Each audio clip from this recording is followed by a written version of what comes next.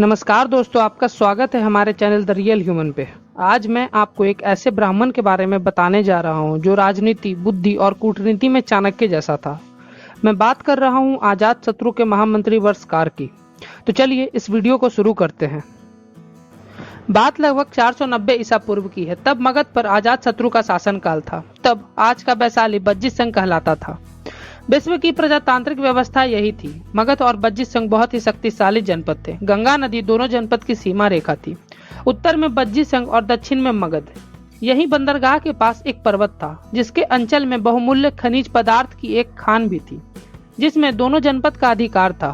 परंतु 2 वर्षों से केवल बज्जित संघ ही इसका उपयोग कर रहे थे। ये बात आजाद शत्रु को पसंद नहीं थी। वह बज्जित संघ पर आक्रमण करके उसे अपने अधिपत्य में लाना चाहते थे।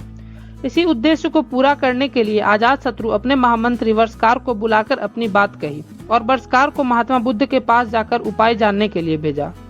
उस समय महात्मा बुद्ध राजगृह से थोड़ी दूर ग्रहकूट पर्वत पर निवास कर रहे थे। महामंत्री वर्षकार महात्मा बुद्ध के पास गए और बज्जित संघ लिच्छवियों पर विजय प्राप्त करने की उपाय पूछा। महात्मा बुद्ध अपने शिष्य आनंद से वार्तालाप करते हुए वर्षकार को लिच्छवियों की अजय होने का कारण बताया। महात्मा बुद्ध ने आनंद से वार्तालाप करते हुए बताया कि प्रजातांत्रिक लिच्छवियों में जब तक एकता रहेगी, एक दूसरे पर विश्वास रहेगा, नियम और कानून को मानने की प्रवृत्ति रहेगी, बड़ों का सम्मान करने की भावना रहेगी और अपने देश पर मर मिटने की प्रतिबद्धता रहेगी, तब तक लिच्छवियों को कोई नहीं हरा सकता। वर्षकार को समझ आ गया था कि लिच्छवियों को इन सारे गुणों से वंचित कराकर ही बज्जित संघ को जीता जा सकता है। महामंत्री वर्षकार आजाद शत्रु को सारी बात बताते हुए बज्जित संघ पर जीतने के लिए एक योजना बनाई। योजना के अनुसार आजाद शत्रु की सभा में वर्षकार लिच्छवियों की प्रशंसा करते हैं।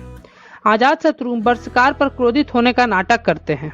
कुछ दिनों के बाद वर्षकार को बुलाकर भरी सभा में लिच्छवियों की मदद करने का आरोप लगाकर वर्षकार के सर के बाल को मुड़वाकर देश निकाला की सजा सुनाई जाती है। महामंत्री वर्षकार गंगा नदी पार कर बज्जित संघ जाते हैं। विरोध के बावजूद कुछ लिच्छवियों ने विचार किया कि महामंत्री वर्षकार को लिच्छवियों के साथ देने के कारण ही आजाद शत्रु ने निकाला है। यह जानकर वर्षकार को अपना लेते हैं। लिच्छवियों ने वर्षकार को मंत्री परिषद में मंत्री का पद दिलवाते हैं। धीरे धीरे वर्षकार उन लोगों पर अपनी चतुरता, बुद्धिमानी और कौशल से लिच्छवियों का विश्वास जीत लेते हैं। जब लिच्छवियों का पूर्णतः विश्वास वर्षकार पर हो जाता है, तब 3 साल बाद वर्षकार अपनी योजना के अनुसार उन लोगों में फूट डालने का काम शुरू कर देते हैं। किसी से कहते हैं कि तुम्हारा मित्र तुम्हें मूर्ख समझता है, तो किसी से कहते हैं कि तुम्हारा मित्र तुम्हें कमजोर समझता है। इसी तरह एक दूसरे का कान भरते हुए वर्षकार उन लोगों के बीच फूट डालकर विश्वास कम कर देते हैं। वर्षकार को जब लगा कि लिच्छवियों में एक दूसरे पर विश्वास, भरोसा, भाईचारे में कमी आ गई है, तो उसने आजाद शत्रु को बज्जित संघ पर आक्रमण करने को कहते हैं।